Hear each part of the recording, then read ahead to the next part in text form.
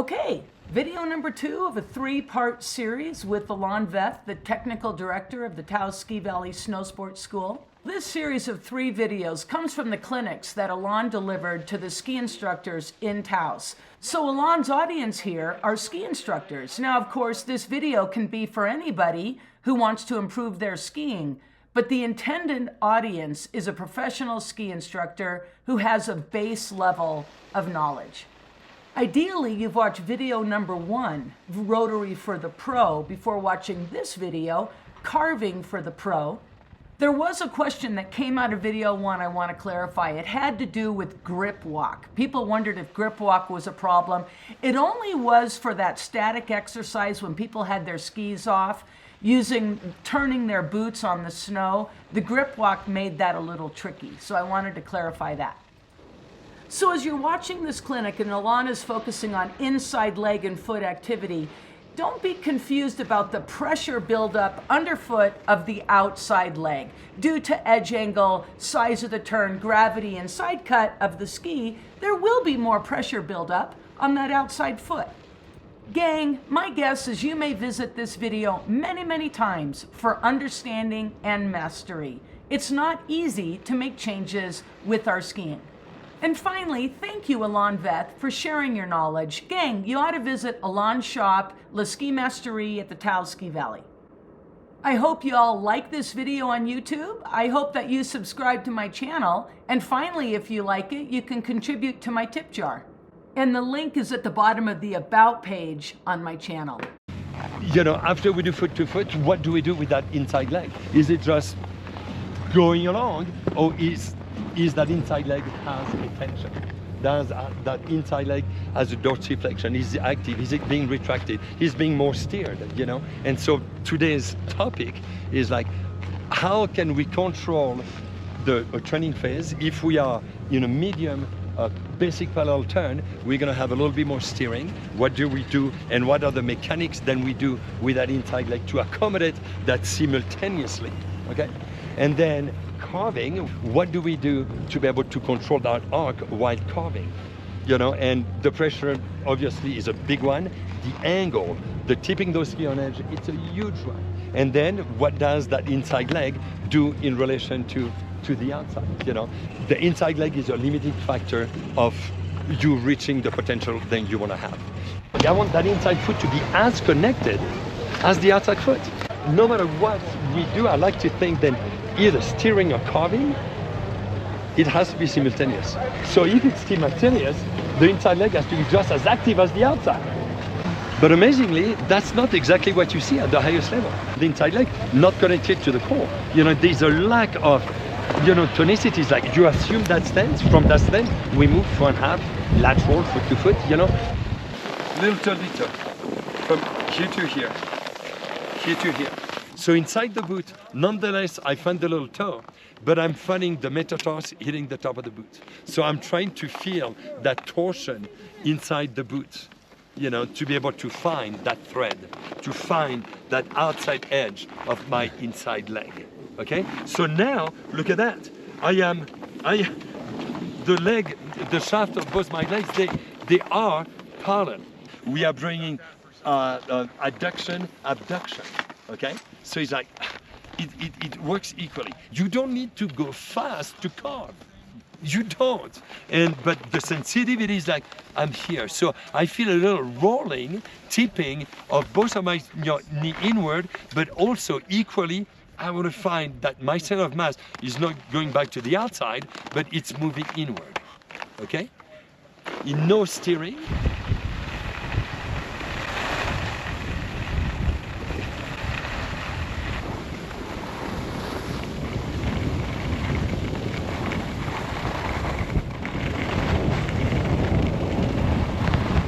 And the legs are kind of moving a little bit independently to the upper body. I don't want to see that. I'm not bringing the upper body with a huge pinch on the outside. That's 1970. I mean, I'm here, boom, I'm there. What? I'm there. I am trying to show the same light under the outside base and under the inside base. Imagine the same amount of light on both skis. you have to be active with the inside leg.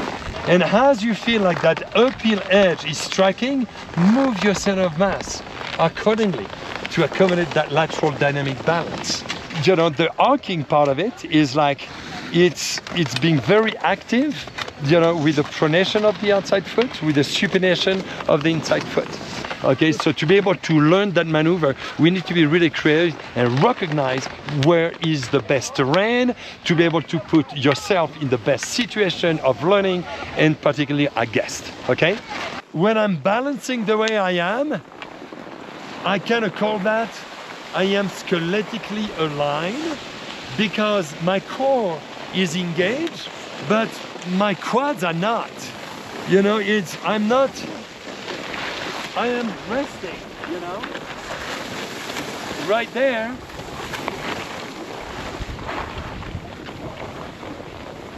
I look back, I see two track, come to me please, and do that little traverse, and just align yourself. There's absolutely no twisting, no torquing. The beginning part of my turn is going to be arced. So I'm guiding that little toe side into. Something that I discovered, because I'm starting to be almost a little tired. Little toe, big toe, done, check. Is like I'm redefining a little bit of the guiding of the little toe. And it's so damn simple. You want to turn left little toe side. Okay, you know, or picking up the metatarsal a little higher. But you turn left, engage the left foot in no steering.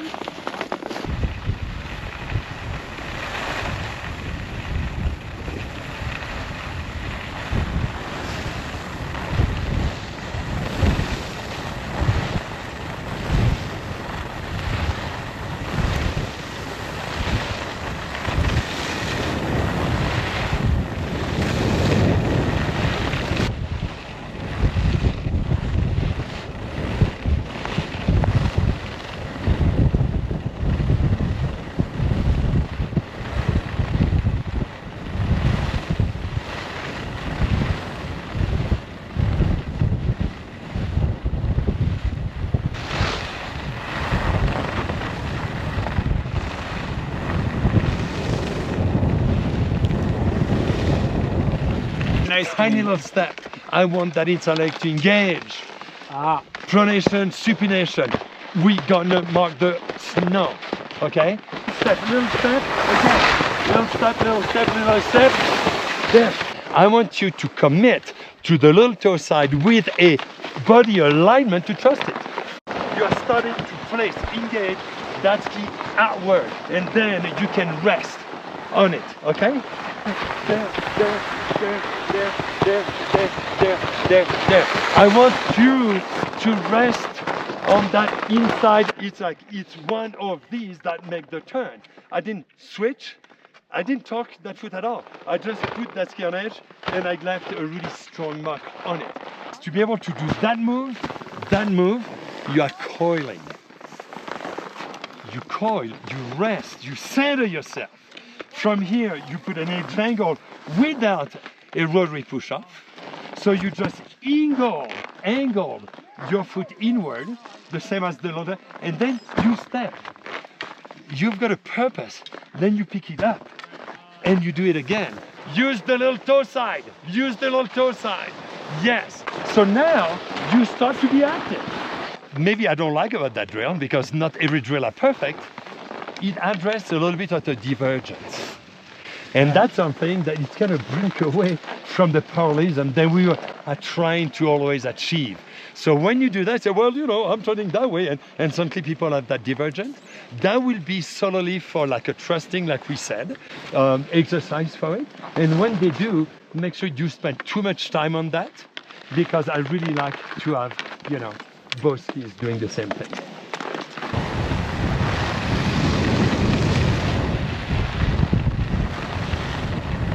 So now, to spice it up, I'm gonna do a falling leaf while carving. So I'm gonna carve the way I did it going across, a little bit of a progression. I'm carving up the hill, but then you're gonna have the little steering, and I make sure that when you start to go back, your skis are pointing down the hill, and then you start to carve. So now it's a carving falling leaf. make sure like a perfect, for us, a perfect hill to do that. I did that a lot last year with my guests, our friends, our clients, in a tail glade when it's groomed, no bumps, okay? Skiers right. There's so much room and the pitch is so consistent, we know off camber and it's a good place to do it, okay?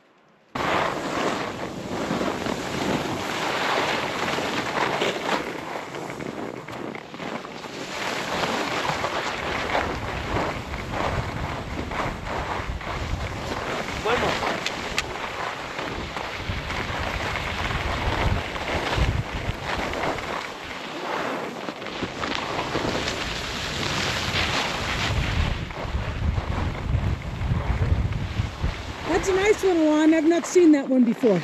You didn't? No, no. A falling leaf, a curving falling leaf. When we are backward, I have to pay attention, for a tip lead. It's really easy to go woohoo. So I'm trying to really have more dorsiflexion and try to have that inside leg matching the outside.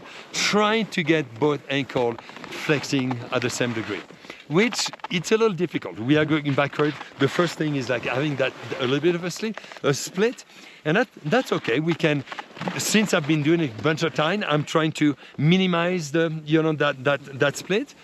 But what's amazing to me, you bring an exercise like that, your stance number one going to be better. There's no way you can do that stance with that drill with a narrow stance. Check. So this is an awakening of your feet like no others. You are carving, going backwards, so imagine the little sensor. Where am I in my stance? I'm going backward. I'm not used to go backward. What's to me is open my eyes is how many times you go a little forward, you move forward. When you go backward, where do you stand? You stand forward. So my point is, the more you go backward, the further forward we are. Then we all should ski backward. Because you find your stance, when you are going backward, oh boy, are you paying attention? Your core, the angulation, your edge angle, the pressure, you are alert and aware. Believe me, when you go backwards, you've got all your senses in alert, okay? But then when you ski forward, most likely you let the skis go.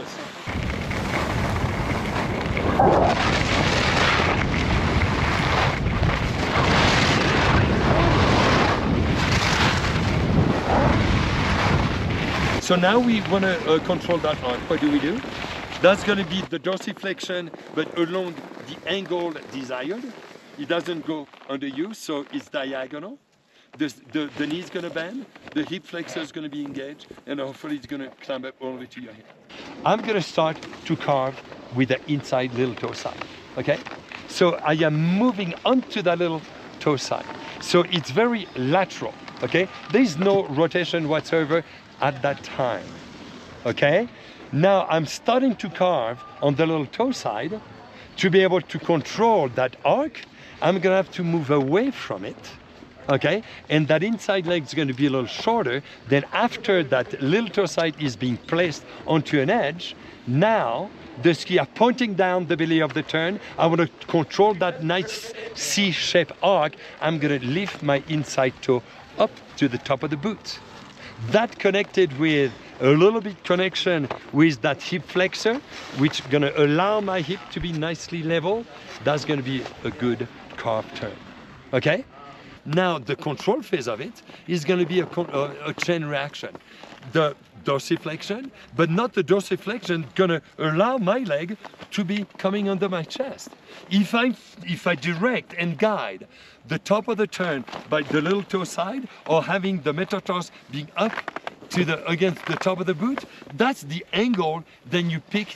That's what you impose to that shape, to that. So now, if I am gonna start to retract and have that dorsiflexion, it's not gonna be back to the center of mass. It's gonna be aligned also with the outside part of the leg. So at that point, I want to pursue, that flexion kind of outside of my body. It's not towards the center.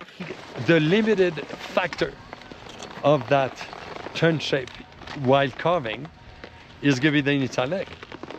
If the inside leg, if we can start beautifully the way we kind of did, but suddenly that inside leg needs to be out of the way. in a very active way, in a very parallel way, in a very proactive way. You know, so to me, it's like, you know, I'm gonna pick up with a nice symmetry my edge angle. Then after that, if I want to accentuate that turn shape, that leg has to be out of the way. You know, and so that, like I say, find the little toe side, and then to be able to put a little bit more pressure against the outside. I'm not going back this way. I pursue the idea that my center of mass is going inside the path of the turn. My toe is really up inside the boot without any tip lead to be able to fine-tune that radius. We can alter, we can fine-tune the radius on how active we can be with the inside leg, okay? I see too many people, they carve, but then they just turn within just the design of the ski. It's a snake, it's a, you know, and you know, they don't have any idea on how to manage the arc. When it's nice and flat, try to detect what are the mechanisms, you know, and the activation of the inside leg that really gonna alter that radius, okay?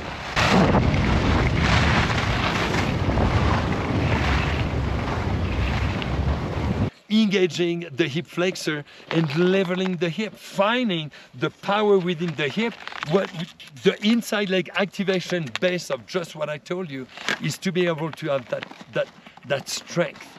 We are not bogging down to the outside leg. We are pulling away from it, and that resistance is unmatchable. You feel so empowered, it's so powerful. And then from that, you short inside leg, you know, you've got your transition short, move into the top of the turn, and you do that again, okay? So all the work, and to me it's a fundamental to be able to be so active and be connected with the inside part of the body, facilitates that alignment to the outside.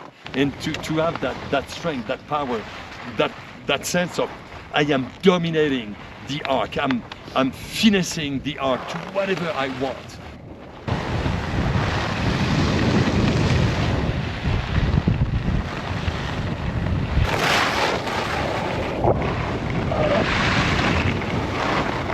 One of those could be you working for the whole year on it. Okay, I'm feeling a little bit of that, or today I'm feeling a little bit of that, or today that was the hip flexor, or today is the lower back, or I'm feeling, you know, the hip, you know, my hip is so level, you know, my pelvic is so level, that so those elements you grab, you pick, always on that really solid stance, and then you can search for it, okay? Search for what it feels.